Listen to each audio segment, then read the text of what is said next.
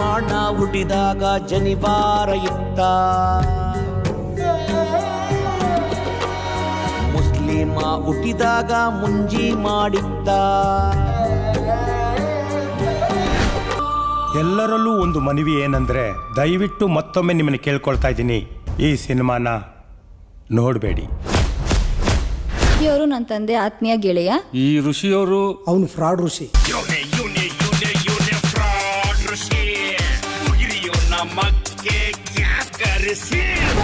Cigarette ನ ಊಟ ಮಾಡ್ತಾರೆ, ಎಣ್ಣೆಲೆ ಸ್ನಾನ ಮಾಡ್ತಾರೆ, ಎಣ್ಣೆಲೆ ತೇಲಾಡ್ತಾರೆ ಅವರು. ಈ ಬೋಳಿ ಮಗ ಕುಡ್ತಿದ್ದ, ನಾವು ಹೇಳ್ದಂಗೆ ನಮ್ಮ ಮಾತು ಕೇಳ್ತಿದ್ದ. ಈಗ ಕುಡಿದು ಬಿಟ್ಟುಬಿಟ್ಟನ, ಅವ್ನು ಹೇಳ್ದಂಗೆ ನಾವು ಕೇಳ್ಬೇಕು. ಒಂದು ಅಸಿಸ್ಟೆಂಟ್ ಡೈರೆಕ್ಟರ್ ಇಲ್ಲ, ಒಂದು ಸ್ಕ್ರಿಪ್ಟ್ ಇಲ್ಲ. ಒಂದು ಟ್ರೈಲರ್ ಬಿಡುಗಡೆ ಆಯಿತು, ಅಲ್ಲೊಂದು ಹೇಳಿಕೆ ಕೇಳಿ ನನಗೆ ಶಾಕ್ ಆಗೋಯ್ತು. ಇದರಲ್ಲಿ ನನ್ನದೊಂದು ಮನವಿ ಏನಂದರೆ, ದಯವಿಟ್ಟು ಈ ಸಿನಿಮಾನ ಯಾರೂ ನೋಡಬೇಡಿ.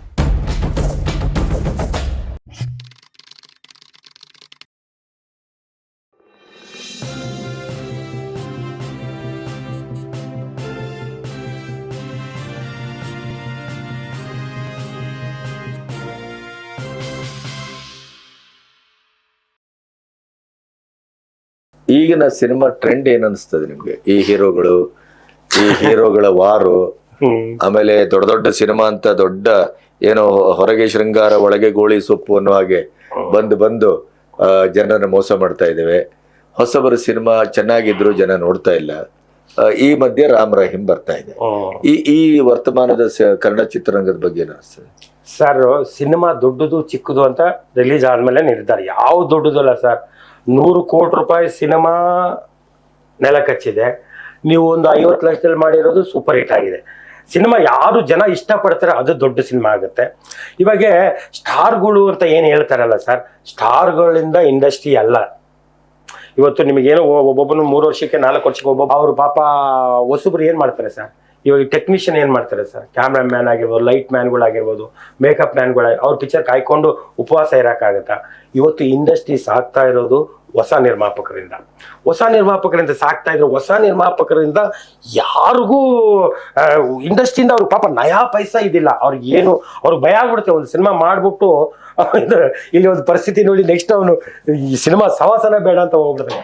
ಎಲ್ಲಾ ಕಡೆಯಿಂದ ನಿರ್ಮಾಪಕನೇ ಸರ್. ನಾನು ಆಕ್ಚುಲಿ ಹೇಳ್ತಿದ್ದೀನಿ, ಆ ಸ್ಟಾರ್ ಅವ್ರದ್ದು ಯಾರೋ ದೊಡ್ಡ ಹೀರೋಗಳದ್ದು ಒಂದು 3 ದಿವಸ 3 ವರ್ಷಕ್ಕೆ 1 ವರ್ಷಕ್ಕೆ 2 ವರ್ಷಕ್ಕೆ ಒಂದು ಸಿನಿಮಾ ಬಂದ್ರೆ ನಿಜವಾಗ್ಲೂ ಆಮೇಲೆ ಅವ್ರು ನನ್ನ ಪ್ರಕಾರ ಏನೋ ಒಂದು 60 ದಿವಸ ಅಲ್ಲಿ ಕೆಲಸ ಮಾಡಿ ಇನ್ನು 300 ದಿವಸ ಉಪವಾಸ ಇರ್ಬೇಕು ಅನ್ಸುತ್ತೆ. ಅವ್ರು ನಂಬಿಕೊಂಡಿದ್ದೆ. ಇವತ್ತು ಇಂಡಸ್ಟ್ರಿನ ಸಾಕ್ತಾ ಇರೋರು, ತಂತ್ರಜ್ಞಾನ ಕೆಲಸ ಕೊಡ್ತಾ ಇರೋರು, ಥಿಯೇಟರ್ಗಳಿಗೆ ಸಿನಿಮಾ ಕೊಡ್ತಾ ಇರೋರು ಹೊಸ ನಿರ್ಮಾಪಕರು. ಅರ್ಥ ಹೊಸ ನಿರ್ಮಾಪಕರು ಯಾವನಾದ್ರೂ ಒಬ್ಬಿರೋ ಬಂದು, ನೀವು ಆಕ್ಚುಲಿ ತೀರ್ಥರೂಪ ಅಂತ ತುಂಬಾ ಅದ್ಭುತ ಇದೆ ಅಂತ ಹೇಳಿದ್ರೆ, ಅವನು ಯಾವನ್ ಮಾತಾಡ್ತಾನೆ ಸರ್. ದೊಡ್ಡ ಹೀರೋಗಳು ಸುಮ್ಮನೆ ಮಾತಾಡ್ತಾರೆ ಅಷ್ಟೇ, ಕ್ಯಾಮ್ರಾ ಮುಂದೆ ಸುಮ್ಮನೆ ಮಾತಾಡ್ತಾರೆ. ಅವ್ರು ಬಂದು ಅವ್ರಿಗೆ ಇಂಡಸ್ಟ್ರಿ ಬಗ್ಗೆ ನಿಜವಾದ ಕಾಳಜಿ ಇದ್ರೆ, ಅರ್ಥ ಆಯ್ತಾ, ನನ್ನ ಕಲೆಗೆ ನಾನು ಇಂಡಸ್ಟ್ರಿಯಿಂದ ಬದುಕಿದ್ದೀನಿ. ದೊಡ್ಡವ್ರು ಮಾತಾಡ್ತಾರೆ, ನನ್ನ ಇಂಡಸ್ಟ್ರಿನೇ ತಾಯಿ, ಇಂಡಸ್ಟ್ರಿನೇ ದೇವರು. ಕೆಲವರು ಅವ್ರ ಹೆಸರು ಹೇಳ್ಬಾರ್ದು, ದೊಡ್ಡ ಹಿರಿಯ ನಟರು, ಎಲ್ಲ ಅನುಭವ ಆಗಿದೆ, ಅವ್ರ ಬಗ್ಗೆ ಎಲ್ಲ ಗೊತ್ತು. ಸುಮ್ಮನೆ ಮುಂದೆ ಡವ್ ಮಾಡ್ತಾರೆ. ಅವ್ರಿಗೇನಾದ್ರೂ ಇವಾಗ ನೀವು ಇಂಡಸ್ಟ್ರಿಯವರು, ನೀವು ಎಷ್ಟು ಚೆನ್ನಾಗಿ ಮಾತಾಡಿದ್ರೆ ತೀರ್ಥರೂಪ ಬಗ್ಗೆ, ಅದು ನಿಜವಾಗ್ಲೂ ನಿಮಗೆ ಸಿನಿಮಾದ ಮೇಲೆ ಇರೋ ಕಾಳಜಿ, ಸಿನಿಮಾದ ಮೇಲೆ ಇರೋ ಪ್ರೀತಿ. ಅವ್ರಿಗೆ ಯಾವನ್ಗೂ ಕೆಲವ್ರಿಗೆ ಹೇಳ್ತಾರೆ, ಅದು ಕೆಲವ್ರು ಯಾರೋ ಒಬ್ಬರು ಬರ್ತಾರೆ, 90% ಹೀರೋಗಳಿಗೆ ಸಿನಿಮಾ ಮೇಲೆ ಪ್ರೀತಿನೂ ಇಲ್ಲ, ಬದನೆಕಾಯಿನೂ ಇಲ್ಲ, ಏನೂ ಇಲ್ಲ. ಅವರು ಸುಮ್ಮನೆ ಸ್ಟೈಲ್ ಆಗಿ ಮಾತಾಡ್ತಾರೆ. ಯಾವ ಪರಿಸ್ಥಿತಿ ಮಾತೊಂದು ಚೆನ್ನಾಗಿ ಕಲ್ತಿರ್ತಾರೆ, ಯಾವ ಪರಿಸ್ಥಿತಿಯಲ್ಲಿ ಹೆಂಗೆ ಮಾತಾಡಬೇಕು ಮಾತಾಡ್ತಾರೆ, ಹೋಗ್ತಾರೆ. ನಿಜವಾಗ್ಲೂ ಸ್ಟಾರ್ಗಳಿಂದ ಸಿನಿಮಾ ಅಲ್ಲ, ಚಿತ್ರರಂಗ ಅಲ್ಲ ಸರ್. ಅಂದರೆ ಇವಾಗ ಹೇಳ್ತಾರೆ, ನಾನು ಹೊಸ ನಿರ್ಮಾಪಕರು, ಒಂದು ತಿಂಗಳಿಗೆ ಏನಿಲ್ಲ ಅಂದರೆ ಒಂದು ವರ್ಷಕ್ಕೆ 250-300 ಜನ ನಿರ್ಮಾಪಕರು ತುಂಬ ಬೀದಿಗೆ ಬರ್ತಾ ಇದ್ದಾರೆ, ಊರು ಬಿಟ್ಟು ಹೋಗ್ತಾ ಇದ್ದಾರೆ. ಕೆಲವರು ಸಾಲ ಮಾಡ್ಕೊಂಡು ಸರ್, ಅದು ಯಾವುದೋ ಒಬ್ಬ ನಿರ್ಮಾಪಕರ ಹೆಸರು ಕೇಳಿದೆ ಸರ್. ಅವ್ರು ಕೇಳಿದೆ, ಓದ್ದೆ ಎಲ್ಲ ಅವ್ರು ಇದು ಫೇಸ್ಬುಕ್ಕಲ್ಲಿ. ಅವ್ನು ಹೋಗ್ಬಿಟ್ಟು ಎಲ್ಲ ಸೆಕ್ಯೂರಿಟಿ ಗಾರ್ಡ್ ಕೆಲಸ ಮಾಡ್ತಾರೆ, ಕೋಟಿಗಟ್ಟಲೆ ಸಿನಿಮಾ ಮಾಡ್ಬೇಕು. ಯಾವ ಸರ್ ಇಂಡಸ್ಟ್ರಿ? ಈ ಚೇಂಬರ್ ಏನ್ ಮಾಡಿದೆ ಅವ್ರಿಗೆ? ಊಬರ್ ಓಡಿಸ್ತಾ ಇದ್ದಾರೆ, ಯಾವುದೋ ದರ್ಶಿನಿ ಹೋಟೆಲ್ ಮಾಡ್ಕೊಂಡಿದ್ದಾರೆ ಅಂತವ್ರೆಲ್ಲ ಸರ್. ಸುಮ್ಮನೆ ಅವರನ್ನ ಯಾರು ಕೇಳೋರಿಲ್ಲ ಸರ್. ಯಾರು ಕೇಳೋರಿಲ್ಲ ಅನ್ನೋದಕ್ಕಿಂತ ನೋಡಿ ಸರ್, ಇವಾಗ ಸಿನಿಮಾ ಮಾಡೋಕೆ ಎಷ್ಟು ಸಮಸ್ಯೆ ಸರ್. ಒಂದು ದಿವಸಕ್ಕೆ ಕೋಟಿ ಕುರಿಗಳನ್ನ ಕಟ್ ಮಾಡ್ತಾರೆ. ಇದು ಕೂಲಿಗಳನ್ನ ಕಟ್ ಮಾಡ್ತಾರೆ. ಅಲ್ಲೆಲ್ಲ ಪಾಸಿಂಗ್ ಶಾಟ್ ಹೋದ್ರೆ ಅದು ಅನಿಮಲ್ ಬೋರ್ಡ್ ಅಲ್ಲಿ ಬರ್ಬೇಕಂತ ಸರ್. 2 ತಿಂಗಳ 3 ತಿಂಗಳು ಆಗುತ್ತೆ. ಇವನು ಪಾಪ ಎಲ್ಲ ಬಡ್ಡಿಗೆ ತಗೊಂಬಂದು ಸಿನಿಮಾ ಮಾಡಿರ್ತಾನೆ ಅಲ್ಲ, ಏನೋ ಪ್ರಾಪರ್ಟಿ ಆಡ ಇಟ್ಟು ಏನೋ ಒಂದು ಕಷ್ಟಕ್ಕೆ ಮಾಡಿರ್ತಾನೆ ಸರ್. ಪ್ರತಿಯೊಂದು ಕಡೆಯಿಂದ ನಿರ್ಮಾಪಕರಿಗೆ ತೊಂದರೆ ಇದೆ ಸರ್. ಯಾವತ್ತು ಆ್ಯಕ್ಚುಲಿ ನಿರ್ಮಾಪಕರಿಗೆ ಅರ್ಥ ಮಾಡ್ಕೋಬೇಕು. ಅನಿಮಲ್ ಬೋರ್ಡ್ ಅವರು ಯಾರೋ ಇದು ಸರ್ ಹಿಂದೆಗಡೆ ಪಾಸ್ ಆದರೆ ನಾವು ಅದಕ್ಕೆ ಅನಿಮಲ್ ಬೋರ್ಡಿಂದ ಸರ್ಟಿಫಿಕೇಟ್ ತರಬೇಕು. ಸೆನ್ಸಾರಿಂದ ಕೂಡ ತುಂಬ ಸಮಸ್ಯೆ ಇದೆ. ಆ ವರ್ಡ್ ಯೂಸ್ ಮಾಡಿ ಸರ್ ಇವಾಗಿನ ಅದು ಆ್ಯಕ್ಚುಲಿ ಹೇಳ್ಬೇಕಂದ್ರೆ ಆ ವರ್ಡ್ ಯೂಸ್ ಮಾಡಬಾರ್ದು, ಈ ವರ್ಡ್ ಯೂಸ್ ಮಾಡಬಾರ್ದು, ಅದು ಮಾತಾಡೋದೇ ವೇಸ್ಟ್ ಅನ್ಸುತ್ತೆ. ಯಾಕೆ ಅಂತ ಹೇಳಿ ಸರ್, ಮೊಬೈಲಲ್ಲಿ ನೋಡ್ತಾ ಇದ್ರೆ ಪ್ರತಿ ನಿಮಿಷಕ್ಕೂ ಡಬಲ್ ಮೀನಿಂಗ್ ಬರುತ್ತೆ. ನಾನು ಜನರಲ್ ಇವನ್ನ ಕೆಲವು ಸಿನಿಮಾದಲ್ಲಿ ಹಾಗಾಗಿ ಬಿಟ್ಟಿದ್ದಾರಲ್ಲ. ಯಾವ ಸರ್? ಈಗ ಇತ್ತೀಚೆಗೆ ಕೆಲವು ಸಿನಿಮಾಗಳಲ್ಲಿ ಆ ಮಗ ಈ ಮಗದಿಂದ ಹಿಡಿದು ಯಾವ ರೀತಿಯ ಬೈಗಳನ್ನು ಕೂಡ ಸಿನಿಮಾದೊಳಗೆ ಹಾಗೆ ಬಿಟ್ಟಿದ್ದಾರೆ. ಕೆಲವು ಸಿನಿಮಾದಲ್ಲಿ ಸ್ಟ್ರಿಕ್ಟ್ ಆಗಿ ಫಾಲೋ ಮಾಡ್ತಾರೆ. ಹಾಗಾದ್ರೆ ಇದ್ರ ಅರ್ಥ ಏನು? ಆದ್ರೆ ಗೊತ್ತಾಗ್ತಾ ಇಲ್ಲ ನನಗೆ ಅದು ಸರ್. ಸ್ವಲ್ಪ ಸರ್ ಮರ್ಮಸ್ಥಾನ ನನಗೆ ಕೆಲವು ಇವಾಗಂತಲ್ಲ, ಮರ್ಮಸ್ಥಾನ ಅನ್ನೋ ವರ್ಡ್ ಬಿಟ್ಟಿಲ್ಲ. ಮರ್ಮಸ್ಥಾನ ಅನ್ನೋದು ಅದೇನೋ ಕೆಟ್ಟದ್ದು ಅಂತ ನನಗೇನು ಅನಿಸ್ಲಿಲ್ಲ. ಆದ್ರೆ ತೆಲುಗಲ್ಲಿ ಜನ್ಮಸ್ಥಾನಂ ಕಾದದಿ ನೀ, ಇದು ಮರ್ಮಸ್ಥಾನಂ ಕಾದದಿ ನೀ ಜನ್ಮಸ್ಥಾನಂ ಅಂತ ಪ್ರತಿಭಟನಾ ಸಿನಿಮಾಗೆ ನ್ಯಾಷನಲ್ ಅವಾರ್ಡ್ ಬಂದಿದೆ. ನಾನು ಜನರಲ್ ಆಗಿ ಹೇಳ್ತಾ ಇರೋದು. ನಾನು ಅವ್ರು ಸಿನಿಮಾದವ್ರು ಆದ್ಮೇಲೆ ಎಲ್ಲ ತಿಳ್ಕೊಂಡಿರ್ಬೇಕು. ಸೆನ್ಸಾರಲ್ಲಿ ಕುಂತ್ಕೊಂಡಿರ್ಬೇಕಂದಾಗ ಅವ್ರಿಗೆ ನಾಲೆಡ್ಜ್ ಇರ್ಬೇಕು, ಎಲ್ಲ ಸಿನಿಮಾಗಳು ಓದಿರ್ಬೇಕು. ಇದು ಬಿಡಬಾರ್ದು, ಅದು ಸರ್ ತುಂಬಾ ಕಷ್ಟ ಇದೆ ಸರ್. ಒಂದೊಂದ್ಸಲ ಸೆನ್ಸಾರ್ ತಗೊಂಡು ಹೋಗ್ಬೇಕಂದ್ರೆ ಅವ್ನು ಎಲ್ಲೋ ಸಾಲ ಮಾಡಿ ತಗೊಂಡು ಹೋಗ್ತಾನೆ ಸರ್. ಅವ್ನು ಹೋಗಿ ಬರೋಕೆ ದುಡ್ಡಿರಲ್ಲ ನಿರ್ಮಾಪಕನಿಗೆ. ಅಲ್ಲಿ ಮತ್ತೆ ಸೆನ್ಸಾರ್ ಅವ್ರು ಇದು ತಗೊಂಬ, ಅದು ಮತ್ತೆ ಅದು ಕಟ್ ಮಾಡಿ ಮತ್ತೆ ಅದು ಸೇರಿಸಿ ಅದು ಎಡಿಟರ್ ಹತ್ರ ಬಂದು ಅದನ್ನ ಸೆಟ್ ಮಾಡಿ ತಗೊಂಡು ಹೋಗೋಷ್ಟು ಭಾರಿ ಕಷ್ಟ ಇದೆ.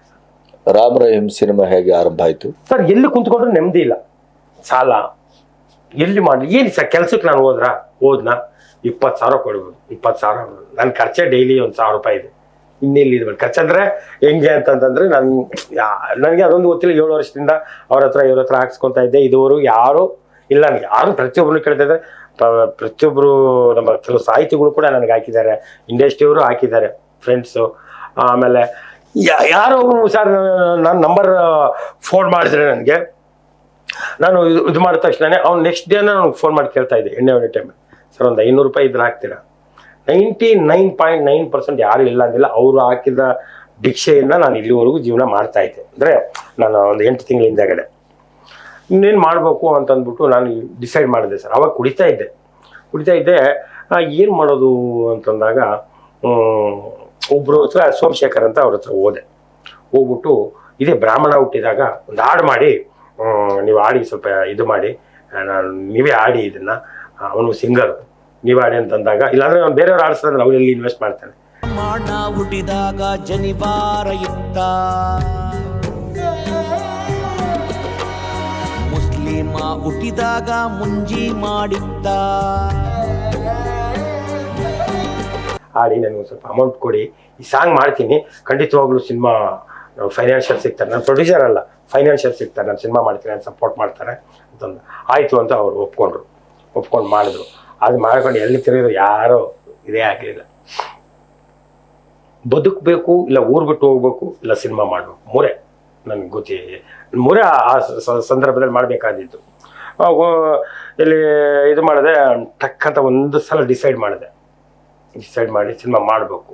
ದುಡ್ಡಿಲ್ಲ, ನಿರ್ಮಾಪ ಯಾರು ಫೈನಾನ್ಷಿಯಲ್ ಇಲ್ಲ, ಯಾರೂ ಇಲ್ಲ, ಮಾಡಬೇಕು, ನನಗೆ 1,000 ರೂಪಾಯಿ ಕೊಡಿ, ನಾನು ಸಿನಿಮಾ ಮಾಡ್ತೀನಿ ಅಂತ ಅದೇ ಸೋಮಶೇಖರ್ ಹತ್ರ 1,000 ರೂಪಾಯಿಗೆ ಅವರು ನಕ್ಕೊಂಡು ಅವರು ಅಲ್ಲಿದ್ದಿದ್ರೆ ಅವ್ರು ಆ್ಯಕ್ಚುಲಿ ಯಾರು ಕೊಟ್ಟಿಲ್ಲ, ಅವ್ರು ಸೋಮಶೇಖರ್ ಹತ್ರ ಇಸ್ಕೊಂತೆ. ಹಿಂಗೆ ಹೋದ್ರೆ ಸತ್ಯಕ್ಕೆ ದುಡ್ಡು ಕೊಡೋ ತಪ್ಪುತ್ತಂತ ಅವ್ರು ಏನು ಉದ್ದೇಶದಿಂದ ಹೇಳಿದ್ರು 1,000 ರೂಪಾಯಿ ಕೊಟ್ಟರು. ಸೀದಾ ದೇವದುರ್ಗ ಬಸ್ ಹತ್ತಿದೆ ಸರ್. ದೇವದುರ್ಗ ಬಸ್ ಇಲ್ಲಿಂದ ದೇವದುರ್ಗಕ್ಕೆ ಹೋಗೋಕೆ 850 ರೂಪಾಯಿ, ಅಲ್ಲಿ 150 ರೂಪಾಯಿ ಇತ್ತು ನನಗೆ. ನಾನು ದೇವದುರ್ಗದಿಂದ 30-40 ಕಿಲೋಮೀಟರ್ ನಮ್ಮೂರಂದ್ರೆ ನಾವು ಚಿಕ್ಕ ವಯಸ್ಸಲ್ಲೇ ಬಿಟ್ಟಿದ್ದೀವಿ. ನಮ್ಗೆ ಯಾರು ಅಂತ ರಿಲೇಷನ್ ಅಂತೆಲ್ಲ, ಕೆಲವು ಸ್ನೇಹಿತರು ಸ್ನೇಹಿತರು ಇಲ್ಲ ಪರಿಚಯ ಇರೋರು ಅವರು ಇದ್ರು. ಡಿಸೈಡ್ ಮಾಡಿದ ತಕ್ಷಣ ಅಲ್ಲಿ ಹೋದೆ. ಅಲ್ಲಿ ದೇವದುರ್ಗದಲ್ಲಿ ಹೋಗಿದ್ದೀನಿ, ಅಲ್ಲಿ ಮನೆ ಇಲ್ಲ, ಮಠ ಇಲ್ಲ, ಏನಿಲ್ಲ. ನನಗೆ ಉಳಿದಿದ್ದು 150 ರೂಪಾಯಿ. 150 ರೂಪಾಯಿ ಆ ವೈಷ್ಣವಿ ಲಾಡ್ಜ್ ಅಲ್ಲಿ ಹೋದೆ. ಅಲ್ಲಿ ಹೋದ ತಕ್ಷಣನೇ ನಾನು ಉಳಿತು ಮಾಡೋ ಮನುಷ್ಯ ಗೀತ ರಚನೆಕಾರ ಋಷಿ ಅಂತ. ಓ ಸಾರ್, ಒಳ್ಳೆ ಸಾಂಗು, ಸೂಪರ್ ಅಂತದೆ. ಅದ್ರ ಜೊತೆಗೆ ದೇವದುರ್ಗದಲ್ಲಿ ಒಬ್ಬರು ಬಸವರಾಜ್ ಬ್ಯಾಗ್ವಟ್ ಅಂತ ಅವರು ಬಂದರು. ಅವರು ಬಂದ ತಕ್ಷಣ ಅವರು ಊಟಕ್ಕೆ ಸದ್ಯಕ್ಕೆ ಊಟ ಅಂತಂದರೆ ವೆಜಿಟೇರಿಯನ್, ಅದಕ್ಕೂ ಒಂದು ಕೆಪಾಸಿಟಿ ಇತ್ತು ಅವ್ರಿಗೆ. 100-150 ರೂಪಾಯಿ ಊಟ ಕೊಡಿಸೋಷ್ಟು ಕೆಪಾಸಿಟಿ. ಅವರು ಊಟ ಗಿಟ್ಟ ಎಲ್ಲ ಮಾಡಿದ್ವಿ. ನನ್ನ ಹತ್ರ ₹150 ಅಷ್ಟೇ ಉಳಿದಿತ್ತು. ಹೋದ ತಕ್ಷಣನೇ ಅವರು ಗೊತ್ತಲ್ಲ, ಇವ್ರು ಕೇಳಿದಿರಲ್ಲ, ತುಂಬ ಸಾಹಿತ್ಯ ಅವ್ರು ಬಸವರಾಜ್ ಅವರು ಬೂಸ್ಟ್ ಮಾಡಿದ್ರು. ಬಂದ ತಕ್ಷಣನೇ ಅಲ್ಲಿ ಒಂದು ರೂಮ್ ಬೇಕು, ನಾವು ಸುಮ್ಮನೆ ಬಿಲ್ಡಪ್ ಕೊಟ್ಟು ರೂಮ್ ಬೇಕು, ಆಯಿತು ರೂಮ್ ಕೊಟ್ಟರು, ಡಬಲ್ ಬೆಡ್ರೂಮ್. ಅಲ್ಲಿ ₹1,500 ಪರ್ ಡೇ. ಅಲ್ಲಿ ಆ ಊರಿಗೆ ಅದೇ ದೊಡ್ಡ ಹೋಟ್ಲು. ಕುಂತ್ಕೊಂಡೆ, ದುಡ್ಡಿಲ್ಲ. ಆಮೇಲೆ ಊಟ ಮಾಡಬೇಕು, ಆಮೇಲೆ ಎಣ್ಣೆ ಹೊಡಿಬೇಕು. ಅಲ್ಲಿ ಮಧ್ಯಾಹ್ನ 2, ಸಾಯಂಕಾಲ 2 ಹೊಡಿತಾ ಇದ್ದೆ. ಅಲ್ಲಿ ಹೋದ ತಕ್ಷಣ ಸ್ಟ್ಯಾಂಡರ್ಡಾಗಿ ಹೊಡಿಬೇಕು. ಇಲ್ಲಿ ಲೋಕಲ್ ಹೊಡಿತಾ ಇದ್ದೆ, ಅಲ್ಲಿ ಏನಪ್ಪ ಡೈರೆಕ್ಟ್ರ್ ಈ ಥರ ಹೊಡಿತಾರೆ ಅಂತ ಪಬ್ಲಿಸಿಟಿ ಆಗ್ಬೋದು, ಸ್ವಲ್ಪ ಸ್ಟ್ಯಾಂಡರ್ಡು. ಇಲ್ಲಿ ₹110 ಹೊಡಿತಾ ಇದ್ದಿದ್ದು, ಅಲ್ಲಿ ₹250. ಮಧ್ಯಾಹ್ನ 500, ಸಾಯಂಕಾಲ 500, ಊಟದ್ದೆಲ್ಲ ಸೇರಿ ₹1,500. ಒಂದು ಅಸೋಸಿಯೇಟ್ನೂ ಕರ್ಕೊಂಡೆ, ಅವನು ಬಾ ಜೊತೆಲಿ. ಟೋಟಲಾಗಿ ಡೈಲಿ ₹2,000. ₹25,000 ಆಗೋವರೆಗೂ ಒಂದು ಸಾಲ ಕೊಟ್ಟ ಸರ್. ದುಡ್ಡು ಕೇಳಲಿಲ್ಲ ನಮಗೆ, ಉಳಿತು ಮಾಡೋ ಮನುಷ್ಯ ಏನೋ ದುಡ್ಡಿರುತ್ತೆ ಆ ಥರ ಒಂದಿದ್ದು. ನಮ್ಮ ಹತ್ರ ನೋಡೋ ₹150 ಇದು, ಅದು ಖರ್ಚಾಗೋಗ್ಬಿಡ್ತು. ಆಮೇಲೆ ಸಿಗರೇಟಿಗೆ ಇವ್ರನ್ನ ಕರೀತಾ ಇದ್ದೆ. ಅಂತಂದರೆ ಅಲ್ಲಿ ಹೆಸರು ಈ ಮೊಬೈಲಲ್ಲಿ ಇದು ಮಾಡಿ ದೇವದುರ್ಗ, ಆಮೇಲೆ ಕೊತ್ತದೊಡ್ಡಿ, ಯಾರು ಫೋನ್ ಮಾಡ್ತಾರೆ ಅದು ಮಾಡ್ತಾರೆ. ಸರೌಂಡಿಂಗ್ ಯಾರಿದ್ದಾರೆ ಅವ್ರ ಹತ್ರ ಕರ್ಕೊಂಡು ಕಾಫಿ ಟೀ ಸಿಗರೇಟಿಗೆಲ್ಲ ಅವ್ರ ಹತ್ರ ಮೇಂಟೈನ್ ಮಾಡ್ತಾ ಇದ್ದೆ.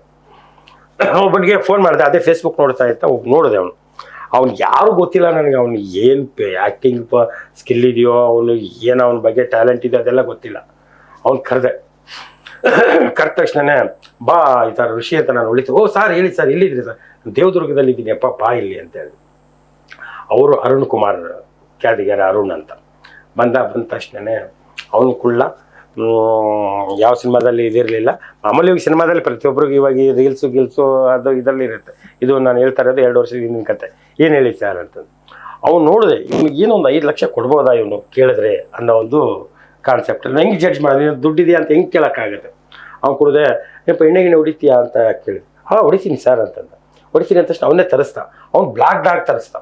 ಓಹೋ, ಬ್ಲಾಕ್ ಡಾಗ್ ಅಂದಮೇಲೆ ಇನ್ನು 5 ಲಕ್ಷಕ್ಕೆಪ್ಪ ಇದು ವರ್ತಿದ್ದಾನೆ ಅಂತ ಅಂದ್ಕೊಂಡ ತಕ್ಷಣ ನಾನು ಸಿನಿಮಾ ಮಾಡ್ತಾ ಇದ್ದೀನಪ್ಪ, ಏನು ದುಡ್ಡಿಲ್ಲ, ಏನು ಸಿನಿಮಾ ಮಾಡ್ತಾ ಇದ್ದೀನಿ, ರಾಮ್ ರಹೀಮ್ ಅಂತ, ರಾಮನ್ ಪಾತ್ರ ನೀನೇ ಮಾಡಪ್ಪ. ಓ ಹೌದಾ ಸರ್, ಒಂದು 5 ಲಕ್ಷ ಸಪೋರ್ಟ್ ಮಾಡಬೇಕು.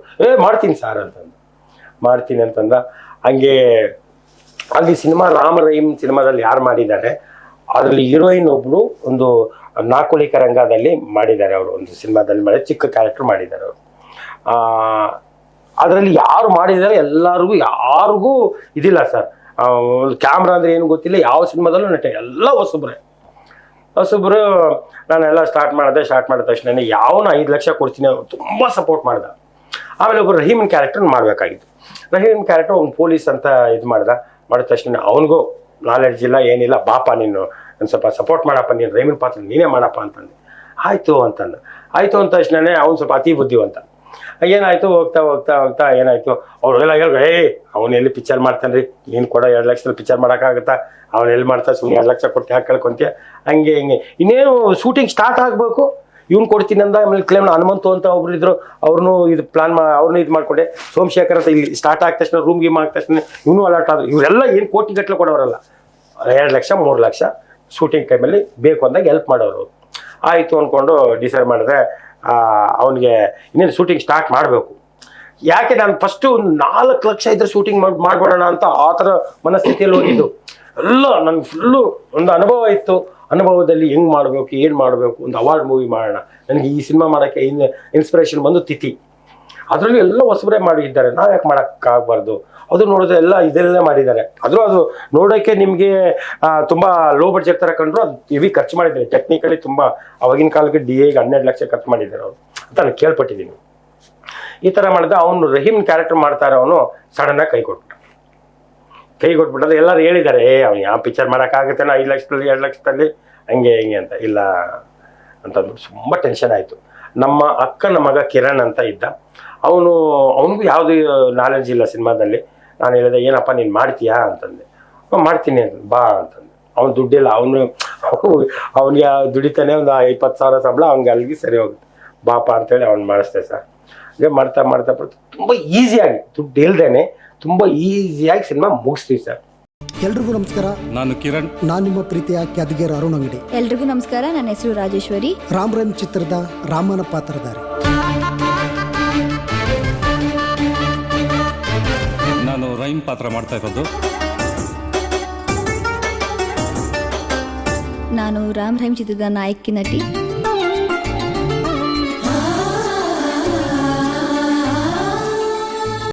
ಸಿನಿಮಾ ರಿಲೀಸ್ ಮಾಡಬೇಕು. ಅವಾಗ ತಾನೇ ಕಾಂತಾರ ರಿಲೀಸ್ ಆಗಿತ್ತು. ಒಂದು ಸ್ವಲ್ಪ ಡಬ್ಬಿಂಗ್ ಎಲ್ಲ ಮಾಡಿದ್ವಿ, ರೆಫರೆನ್ಸ್ ಮ್ಯೂಸಿಕ್ ಅಂತ ಹಾಕ್ತೀವಿ ಎಲ್ಲ. ನನ್ನ ಟೆಕ್ನಿಷಿಯನ್ ತುಂಬ ಚೆನ್ನಾಗಿದ್ದಾರೆ ಸರ್. ಟೆಕ್ನಿಷಿಯನ್ ಯಾವ ಥರ ಅಂತಂದರೆ, ನಾನು ಇವಾಗ ನನ್ನ ಹತ್ರ ಒಂದು 2,000 ರೂಪಾಯಿ ಇದೆ ಜೋಬಲ್ಲಿ, ಅಕೌಂಟಲ್ಲಿ. ಟಕ್ಕಂತ ಎದ್ದು ಬಾಪ ಶೂಟಿಂಗ್ ಅಂತಂದರೆ 10 ದಿವಸ ಶೂಟಿಂಗ್ ಮಾಡ್ಕೊಂಬರ್ತೀನಿ. ಅಷ್ಟು ಸಪೋರ್ಟ್ ನನಗೆ ಟೆಕ್ನಿಷಿಯನ್ ಇದ್ದಾರೆ. ಅದೆಲ್ಲ ಸಪೋರ್ಟ್ ಮಾಡಿದ್ರು. ಸಪೋರ್ಟ್ ಮಾಡಿದ ತಕ್ಷಣ ಎಲ್ಲ ರೆಡಿ ಆಯಿತು, ಎಲ್ಲ ನೋಡಿದ್ರು ಸರ್. ನೋಡಿದ ತಕ್ಷಣ ಅದ್ಭುತವಾಗಿ ಬಂದುಬಿಟ್ಟಿದೆ ಸಿನಿಮಾ ಅಂತ ನಾನು ಹೇಳ್ತಾ ಇಲ್ಲ. ನಾನು ಅದ್ಭುತವಾಗಿ ಬಂದಿದೆ ಸಿನಿಮಾ ನೋಡಿ ಅಂತ ನಾನು ಯಾವತ್ತೂ ಹೇಳಲ್ಲ. ನೀವು ಈ ಸಿನಿಮಾಗೆ ಮಾತ್ರ, ನೆಕ್ಸ್ಟ್ ಸಿನಿಮಾಗೆ ಹೇಳ್ತೀನೋ ಬಿಡ್ತೀನೋ ಗೊತ್ತಿಲ್ಲ, ಈ ಸಿನಿಮಾಗೆ ಬನ್ನಿ ನೋಡಿ ತುಂಬ ಚೆನ್ನಾಗಿದೆ ಅಂತ ಹೇಳಲ್ಲ. ಇದು 2 ವರ್ಷ ಯಾಕೆ ಡಿಲೇ ಆಯಿತು ಅಂತಂದ್ರೆ, ಅವಾಗಲೇ ಅದು ಎಲ್ಲ ರೆಡಿ ಮಾಡಿದ್ದೆ. ಮಾಡಿದ ತಕ್ಷಣ ಒಂದು 7-8 ಜನ ಟೀಮ್ಗೆಲ್ಲ ರೆಡಿ ಮಾಡಿದ್ದೆ. ಈ ಸಿನಿಮಾದವರಲ್ಲ ಸರ್, ಜೊತೆಗೆ ಇವಾಗ ಮಂಜುನಾ ಅಂಥವ್ರು ದೂರದಿಂದ ಬಂದವರು. ಆವಾಗ ಪ್ರಸ್ತುತ ಅವಾಗಿಂದ ಏನು ಸಿಚುವೇಶನ್ ಇರುತ್ತೆ ಆ ಸಿಚುವೇಶನ್ ಬಗ್ಗೆ ಮಾತಾಡ್ತಾರೆ, ಯಾರೇ ಆಗಿರ್ಬೋದು. ಇವಾಗ IPL ಅಂದರೆ IPL ಬಗ್ಗೆ ಮಾತಾಡ್ತಾರೆ. ಇವಾಗ ಯಾವುದೋ ಸಿನಿಮಾ ಇವಾಗ ಟಾಕ್ಸಿಕ್ ಟೀಸರ್ ಅಂದರೆ ಅದ್ರ ಬಗ್ಗೆ ರಿಲೀಸ್, ಆ ಥರ ಮಾತಾಡಿದ್ರು. ಆವಾಗ ಕಾಂತಾರ ರಿಲೀಸ್ ಆಗಿತ್ತು. ಕಾಂತಾರ ಫಸ್ಟ್ ರಿಲೀಸ್ ಆಗಿತ್ತು. ಅದು ಏನು ಎಲ್ಲರ ಪ್ರಕಾರ 400 ಕೋಟಿ ಅದೆಲ್ಲ ಅದು ಒಂದು ಎಲ್ಲರಿಗೂ ಒಂದು ಟಾಕ್ ಆಗಿತ್ತು. 400 ಕೋಟಿ ಕಲೆಕ್ಷನ್ ಆಗಿ 400 ಕೋಟಿ ಕಲೆಕ್ಷನ್. ನಾವು ಪಿಕ್ಚರ್ ನೋಡ್ತಾ ನೋಡಿದ್ದವರೆಲ್ಲ ಹೇಳಿದ್ದು ಇದು ಕಾಂತಾರನ ಮೀರಿಸುತ್ತೆ ಅಂತ. ನಾನು ಹೇಳ್ತಾ ಇಲ್ಲ, ಸತ್ಯವಾಗ್ಲೂ ಇದು ಮೀರಿಸುತ್ತೆ ಅಂತ. ಅವಾಗ ಕೆಲವ್ರ ಜೊತೆಲಿ ಇರೋರಿಗೆ ಕೆಲವರಿಗೆ ಅವ್ರಿಗೂ ಆ ಥರ ಫೀಲ್ ಆಗಿದೆ. ರೆಕಾರ್ಡಿಂಗ್ ಆಗಿಲ್ಲ, ಡಬ್ಬಿಂಗ್ ಆಗಿದೆ, ಪ್ಲಸ್ ಅದಕ್ಕೆ ರೆಫರೆನ್ಸ್ ಮ್ಯೂಸಿಕ್ ಹಾಕಿದ್ದಾರೆ. ಎಲ್ಲ ಸಿಕ್ಕೋದನ್ನ ಸುಮ್ಮನೆ ಒಂದು ಹೆಂಗೆ ಬರುತ್ತೆ ಸೀನು, ಹೆಂಗೆ ಫೀಲ್ ಕೊಡುತ್ತೆ ಅಂತ ನೋಡಿದವರೆಲ್ಲ ಕಾಂತಾರನ್ ಮೀರಿಸುತ್ತೆ ಅಂತಂದಾಗ ಜೊತೆಲಿ ಇರೋರಿಗೆ ಒಂಥರ ಇವಾಗ ಏನು ರಿಲೀಸ್ ಮಾಡಬೇಕು ಕೆಲವ್ರ ಹತ್ರ ಕೇಳಿದೆ, ನೀನು ಸ್ವಲ್ಪ ಕೊಡಪ್ಪ ಅಂತ. ಆದರೆ ಒಂದು 10 ಜನದಲ್ಲಿ 2 ಅತಿ ಬುದ್ಧಿವಂತರು ಏನು ಪ್ಲಾನ್ ಮಾಡಿದ್ರು, ಕಾಂತಾರ 400 ಕೋಟಿ, ಅದು ಇದರಲ್ಲಿ 20% ಹೊಡೆದ್ರು, ನೀವು 25% ಹೊಡೆದ್ರು 100 ಕೋಟಿ ಅಲ್ವಾ ಇದು. ಇವ್ನು ಯಾಕೆ ಎಂತಿಲ್ಲ ಮಕ್ಕಳಿಲ್ಲ ಅವ್ರು ಮಾತಾಡ್ಕೊಂಡಿದ್ದು. ಇವ್ನಿಗೆ ಏನು ಮಾಡೋಣ, ಇವಾಗ ನಾವು ದುಡ್ಡು ಕೊಟ್ರೆ ಅವ್ನು ಎಣ್ಣೆ ಹೊಡೆಯೋದು, ನಾವು ದುಡ್ಡು ಕೊಟ್ರೆ ಅವ್ನು ಊಟ ಮಾಡೋದು ಅಂತ ಅವ್ರು ಅಂದ್ಕೊಂಡಿದ್ದು. ಇದು ಮಾಡೋದು. ಇವಾಗ ಏನೇನು ಮಾಡ್ಬೇಕಂದ್ರೆ, ನಾವು ಸಿನಿಮಾ ವರ್ಕ್ ಸ್ಟಾರ್ಟ್ ಮಾಡ್ಬೇಕಂದ್ರೆ ನಾವೇ ದುಡ್ಡು ಹಾಕ್ಬೇಕು, ನೀವು ಯಾರು ಹಾಕ್ಬೇಡಿ, ಸೈಲೆಂಟ್ ಆಗಿದ್ವಿ. ಒಬ್ಬನು ಅತಿ ಬುದ್ಧಿವಂತ ಪ್ಲಾನ್ ಮಾಡಿದ ತಕ್ಷಣ ಇವ್ನಿಗೆ ಬರ್ಸ್ಕೋಬೇಕು. ಮತ್ತೆ ಅವ್ರನ್ನೆಲ್ಲರನ್ನು ಕರ್ಕೊಂಬಂದ. ನೋಡ್ರಿ ಅವ್ನ ಹತ್ರ ದುಡ್ಡಿಲ್ಲ, ನಾನು ಒಟ್ಟು ಡಿಲೇ ಆದ್ರೂ ರಿಲೀಸ್ ಮಾಡ್ತಾ ಇದ್ದೆ. ಅವ್ರಿಗೆ ಒಟ್ಟಿನಲ್ಲಿ ಅದನ್ನ ಬರ್ಸ್ಕೋಬೇಕು ಅನ್ನೋದಾಗ ನನ್ನ ಬಗ್ಗೆ ಅವನು ಮೈನಸ್ ಹೇಳ್ಬೇಕು. ಏನ್ರಿ ಇವ್ನು ಕುಡ್ಕೊಂಡು ಇವ್ನು ಯಾರು ನಂಬಿ ರಿಲೀಸ್ ಮಾಡೋದಕ್ಕೆ 40-50 ಲಕ್ಷ ಬಗ್ಗೆ ಯಾರಿಗೆ ಕೊಡ್ತಾರೆ, ಹಂಗೆ ಹಿಂಗೆ ಅಂತ ಹೇಳ್ಬಿಟ್ಟು ಇದು ಮಾಡಿದ ತಕ್ಷಣ ಅವರೆಲ್ಲ ಒಂದು ಟೀಮ್ ಸೇರ್ಕೊಂಡ್ರು. ಇಲ್ಲ ರೀ, ಎಲ್ಲ ಆ್ಯಕ್ಟಿಂಗ್ ಮಾಡಿದ್ದೀವಿ, ಏನು ಕತೆ, ನೀವು ನಮ್ಮ ಊರಲ್ಲೆಲ್ಲ ಕೇಳ್ತಾ ಇದ್ದಾರೆ ಯಾವಾಗ ರಿಲೀಸ್ ಅಂತ, ರಿಲೀಸ್ ಮಾಡ್ರಿ ಅಂತ ಒಬ್ಬ ದೊಡ್ಡ ವ್ಯಕ್ತಿ, ಒಳ್ಳೆ ಮನುಷ್ಯ ಅವರು. ಅವ್ರಿಗೇನು ಗೊತ್ತಿಲ್ಲ, ಇವ್ರ ಪ್ಲಾನ್ ಗೊತ್ತಿಲ್ಲ. ಇವರಂದ್ರೆ ಎಲ್ಲ ಬರ್ಸ್ಕೊಂಬೋಣ, ಎಲ್ಲ ಕಾಂತಾರ ಅಂತ ಹೇಳಿದ್ದಾರೆ. ಇದು ಒಂದು 20 ಕಾಂತಾರದಲ್ಲಿ 20 ನೋಡಿದವರೆಲ್ಲ ಹೇಳಿದ್ದಾರೆ. 25% ಹೋಗ್ಬಿಟ್ರು ನಮಗೆ 100 ಕೋಟಿ ಬರುತ್ತಲ್ಲ. ಇವನು ವೀಕ್ನೆಸ್ ಇದು. ಎಲ್ಲರ ಮುಂದೆ 10 ಜನ ಕುಂತ್ಕೊಂಡು ರಿಲೀಸ್ ಮಾಡು ಅಂತ ಅವ್ರು ಹೇಳಿದ್ರೆ ನಂತರ ದುಡ್ಡಿಲ್ಲ, ರಿಲೀಸ್ ಮಾಡ್ಬೇಕು, ಅರ್ಜೆಂಟ್ ರಿಲೀಸ್ ಮಾಡ್ಬೇಕಂತ. ನಾನು ಕಾಯ್ತೀನಿ ಅಂತ ಹೇಳೋಕ್ಕೂ ಆಗಲ್ಲ. ಆಲ್ರೆಡಿ 1 ವರ್ಷ ಆಗೋಗ್ಬಿಟ್ಟಿದೆ. ಯೋಚನೆ ಮಾಡಿದೆ, ಏನು ಸಮಾಚಾರ, ನಾವು ರಿಲೀಸ್ ಮಾಡ್ತೀವಿ, ನೀವು ರಿಲೀಸ್ ಮಾಡೋಕ್ಕಾಗಿಲ್ಲ ಅಂತಂದರೆ ನೀವು ಇದು ಮಾಡಿ, ನಾವು ಒಂದು 2 ಲಕ್ಷ ಕೊಟ್ಟಿದ್ದೀವಿ, ನಾವು ಒಂದು 3 ಲಕ್ಷ ಕೊಟ್ಟಿದ್ದೀವಿ ಅಂತಂದ್ರೆ, ಆಯ್ತು ಸರ್, ನಾನು 3 ಲಕ್ಷ ಕೊಟ್ಟಿದ್ಯಪ್ಪ, ನಾನು ಕೊಡಲ್ಲ ಅಂತ ಏನು ಹೇಳ್ತಲ್ಲ, ಯಾವಾಗ ರಿಲೀಸ್ ಮಾಡ್ತೇವೆ, ಸಡನ್ನಾಗಿ ರಿಲೀಸ್ ಮಾಡು ಅಂತ ಹೇಳಿ. ಇವಾಗ ಏನು ಮಾಡ್ಬೋದು, ಇಲ್ಲ ನಮಗೆ ಬರ್ಕೊಡಿ, ರಿಲೀಸ್ ಮಾಡ್ತೀನಿ ನಾವು. ಆಯಿತು, ಬರ್ಸ್ಕೊ, ಎಷ್ಟು ಇನ್ನೂ 40 ಲಕ್ಷ ಖರ್ಚಾಗುತ್ತೆ, 40-50 ಲಕ್ಷ ನಾವು ಹಾಕ್ತೀವಿ ಅಂತಂದ್ರು. ನಿಮ್ಗೇನು ಉದ್ದೇಶ, ನಮಗೆ ರಿಲೀಸ್ ಆಗ್ಬೇಕ್ರಿ ಪಿಕ್ಚರು ಅಂತಂದು. ಅವ್ರ ಉದ್ದೇಶ ಎಲ್ಲ ನನಗೆ ಗೊತ್ತಿತ್ತು. ಹೌದಾ, ಆಯ್ತು, 50 ಲಕ್ಷ ಹಾಕಪ್ಪ, ಅಗ್ರಿಮೆಂಟ್ ಆಗಬೇಕು. ಅಗ್ರಿಮೆಂಟ್ ಆಯ್ತು. ದೊಡ್ಡವ್ರು ಹೇಳಿದ್ರು, ಅಲ್ಲಪ್ಪ 50 ಲಕ್ಷ ಹೆಂಗೆ ಕೊಡೋಕ್ಕಾಗುತ್ತೆ, ನೀನು ಅಗ್ರಿಮೆಂಟ್ ಮಾಡ್ಕೋಬೇಕು ಅದು. ಆಯ್ತು ಸರ್, ಅಗ್ರಿಮೆಂಟ್ ಮಾಡ್ಕೊಳ್ಳಿ ಅಂತಂದೆ. ಯಾವ ಥರ ಅಗ್ರಿಮೆಂಟ್ ಮಾಡ್ಕೊಳ್ತೀರಾ ಅಂತಂದೆ. ಅವ್ನು ಕೇಳಿದ, ಯಾವ ಥರ ಅಗ್ರಿಮೆಂಟ್, ನೋಡಿ ಸರ್, ನಿಮ್ಗೆ 50 ಲಕ್ಷ ಜವಾಬ್ದಾರಿ ಬೇಕು, ಸಿನಿಮಾ ಬಗ್ಗೆ ನಿಮಗೆ ಕಾನ್ಫಿಡೆಂಟ್ ಇದೆ, ನನಗೇನಿಲ್ಲ ಸಿನಿಮಾ ಬಗ್ಗೆ ಕಾನ್ಫಿಡೆಂಟು. ಆ ಥರ ನೀವು ನೋಡಿದವ್ರು ಹೇಳ್ಬೇಕು, ಸಿನಿಮಾ ಮಾಡಿದವ್ರಿಗೆ ಅದು ಅಷ್ಟು ಇದು ಗೊತ್ತಾಗಲ್ಲ. ಕಾನ್ಫಿಡೆಂಟ್ ಇದೆ ಅಂತಂದರೆ 50 ಲಕ್ಷಕ್ಕೆ ಸಿನಿಮಾ ಅಡ ಇಡ್ತೀನಿ, ನಿನ್ನ ರಿಲೀಸ್ ಬಿಫೋರು 50 ಲಕ್ಷ ಕೊಟ್ಟು, ನಾನು 50 ಲಕ್ಷ ಇಂಟ್ರೆಸ್ಟ್ ಕೊಟ್ಟು ನಾನು ರಿಲೀಸ್ ಮಾಡ್ತೀನಿ ಅಂದಾಗ ಅವ್ರು ಏನು ಮಾತಾಡ್ಬೇಕಂತಲೇ ಅರ್ಥ ಆಗಿ, ಅವ್ರ ಉದ್ದೇಶನೇ ಬೇರೆ ಇತ್ತು. ಇವನಿಗೆ ಹೆಂಗ ಮಾಡಿದ್ರೆ ಇವ್ನು ಬರ್ಸ್ಕೊಂಡ್ಬಿಡೋಣ, ಇವ್ನು ಈ ಥರ 10 ಜನ ಕುಂತ್ಕೊಂಡು ಬರ್ಕೊಡಪ್ಪ ಹಂಗೆ ಅಂದ್ರೆ ಬರ್ಸ್ಕೊಂಡ್ಬಿಡಿದೆ. ಯಾಕಂದ್ರೆ ಅವ್ನ ಹತ್ರ ಪಿಕ್ಚರ್ ರಿಲೀಸ್ ಮಾಡೋದು ದುಡ್ಡಿಲ್ಲ, ನಮ್ಮ ಹತ್ರ ದುಡ್ಡಿರೋರು ಕೇಳಿದ್ರು. ಕೇಳಿದ ತಕ್ಷಣವೇ ನಾನು ಈ ಸಿನಿಮಾ ಮಾಡಿದ್ದು ನನ್ನ ನಂಬಿರೋರಿಗೆ, ನನ್ನನ್ನು ಪ್ರೀತಿಸೋರಿಗೆ, ನನ್ನನ್ನು ಋಷಿಗೆ ಒಳ್ಳೇದಾದರೆ ನನ್ನ ಜೊತೆಲಿರೋರು ಗೊತ್ತು ಸರ್, ಋಷಿಗೆ 100 ರೂಪಾಯಿ ಬಂದ್ರು ಅವನು ನನಗೆ 90 ರೂಪಾಯಿ ಕೊಡ್ತಾನೆ ಅಂತ. ನಾನು 90 ರೂಪಾಯಿ, ನನ್ನ 100 ರೂಪಾಯಿ ಕೊಟ್ಟು 50 ರೂಪಾಯಿ ಕೊಟ್ಟು 50 ರೂಪಾಯಿನ ಇಟ್ಕೊಳ್ಳಲ್ಲ, ನನ್ನ ಅಭ್ಯಾಸನೇ ಇಲ್ಲ. ನನಗೆ ನೀವು ಯಾರು ಬೇಕಾದ್ರೆ ನನ್ನ ಜೊತೆಲಿರೋರು ಕೇಳ್ಬೋದು. ಅವ್ರಿಗೋಸ್ಕರ ಮಾಡಿದ್ವಿ. ನನ್ನ 1.25 ಕೋಟಿ ರೂಪಾಯಿ ಸಾಲ ತೀರಿಸ್ಬೇಕು, ಅದಕ್ಕೋಸ್ಕರ ಸಿನಿಮಾ ಮಾಡಿದೆ. ಫಸ್ಟೇ ಹೇಳಿದೆ, ನೋಡಪ್ಪ ಸಹಾಯ ಮಾಡು, ನಿನ್ ಎಷ್ಟಾಗ್ತದೆ ಸಹಾಯ ಮಾಡು. ನೀವು ಸಿನಿಮಾದ ಇಂಡಸ್ಟ್ರಿಯಲ್ಲಿ ನೀವು ಒಂದು ಹೆಸರು ಇರುತ್ತೆ, ನೀನೊಂದು ಕ್ಯಾರೆಕ್ಟರ್ ಮಾಡ್ತೀಯ, ನಿಮ್ಮ ಕಡೆಯವರು ಒಂದು ಕ್ಯಾರೆಕ್ಟರ್ ಮಾಡ್ತಾರೆ, ನೀನು ಕೊಟ್ಟು 5 ಲಕ್ಷ ಇಲ್ಲ, ನಾನು ಇದರಲ್ಲಿ ಮಾಡ್ತೀನಿ, ನನಗೆ ಗೊತ್ತಿದೆ ಹೆಂಗೆ ಮಾಡ್ತೀನಿ ಅಂತಂತಂದರೆ, ಸರ್ ಇದೇ ಅರುಣ್ ಕುಮಾರ್ ಅಂತ ಏನು ರಾಮನ್ ಕ್ಯಾರೆಕ್ಟರ್ ಮಾಡ್ತಾ ಇದ್ದೇನೆ, ಸೆಕೆಂಡ್ ಶೆಡ್ಯೂಲ್ಗೆ ಹೋದ್ವಿ ಸರ್. ಸೆಕೆಂಡ್ ಶೆಡ್ಯೂಲು ನಮ್ಮ ತಂತ್ರಜ್ಞರು, ಇದು ಸಿನಿಮಾ ಆಗಿದ್ದೆ ತಂತ್ರಜ್ಞರಿಂದ, ಅವ್ರು ತುಂಬಾ ನನಗೆ ಸಪೋರ್ಟ್ ಮಾಡಿ, ಋಷಿಗೆ ಒಳ್ಳೇದಾಗಬೇಕು, ಋಷಿ ಪ್ರಾಬ್ಲಮ್ ಸಾಲ್ವ್ ಆಗಬೇಕು, ಅಷ್ಟು ಮಾತ್ರ ಅವ್ರ ಮೈಂಡಲ್ಲಿ ಇತ್ತು. ಯಾರ್ಯಾರು 2 ಲಕ್ಷ 3 ಲಕ್ಷ ಕೊಟ್ಟಿದ್ದಾರಲ್ಲ ಅವ್ರಿಗೆ ಅದು ಮೈಂಡಲ್ಲಿ ಇರಲಿಲ್ಲ. ಒಟ್ಟಿನಲ್ಲಿ ಸಿನಿಮಾ ಚೆನ್ನಾಗಿ ಹೋದ್ರೆ ಅವರು ಎಲ್ಲರೂ, ಇದು ಹ್ಯೂಮನ್ ಟೆಂಡೆನ್ಸಿ ಅದು. ಸೆಕೆಂಡ್ ಶೆಡ್ಯೂಲು ತುಂಬ ಕಷ್ಟ ಆಯಿತು ಸರ್, 1 ರೂಪಾಯಿ ಇರಲಿಲ್ಲ, ಏನಿರಲಿಲ್ಲ. ನಾವೇ ಓದಿ ಸರ್, ತುಂಬ ಕಷ್ಟಪಟ್ಟು ಮಾಡಿದ್ದೀವಿ ಅಂತೆಲ್ಲ ಹೇಳಲ್ಲ ಸಿನಿಮಾ. ಈ ಕಷ್ಟ ಸರ್, ನಾನು ಓದ್ವಿ, ಒಂದು 20 ಜನ ಕರ್ಕೊಂಡು ಹೋಗಿದ್ದೆ, ಒಂದು ಹಾಲು, ಅದೇ ಅರುಣ್ ರಾಮ್ ಅಂತ ಕ್ಯಾರೆಕ್ಟರ್ ಮಾಡ್ತಾರೆ ಅವ್ರ ಮನೆಯಲ್ಲೇ ಓದ್ವಿ ಸರ್. ಅವನಿಂದನೇ ಇವತ್ತು ಸಿನಿಮಾ ಫಸ್ಟ್ ಆಗಿದ್ದು.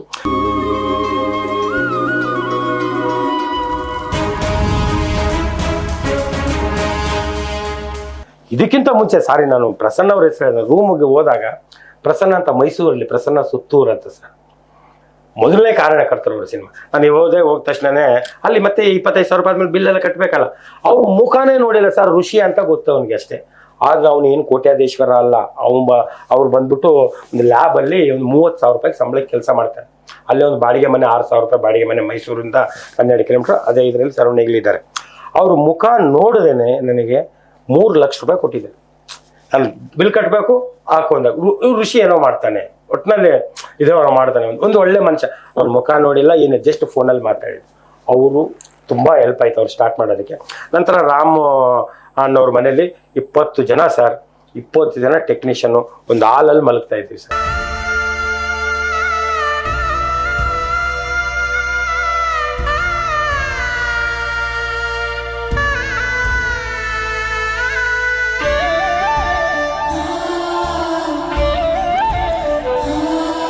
ನಿಮಗೆ ಎಂಥ ಚಿಕ್ಕ ಟೆಕ್ನಿಷಿಯನ್ ಕೂಡ ಅವ್ನಿಗೊಂದು ರೂಮು ಅಂತ ಡಬಲ್ ಬೆಡ್ರೂಮ್ ಮಾಡ್ಕೊಡ್ಬೇಕು, ಎಲ್ಲರೂ ಒಪ್ಕೊಂಡ್ರು.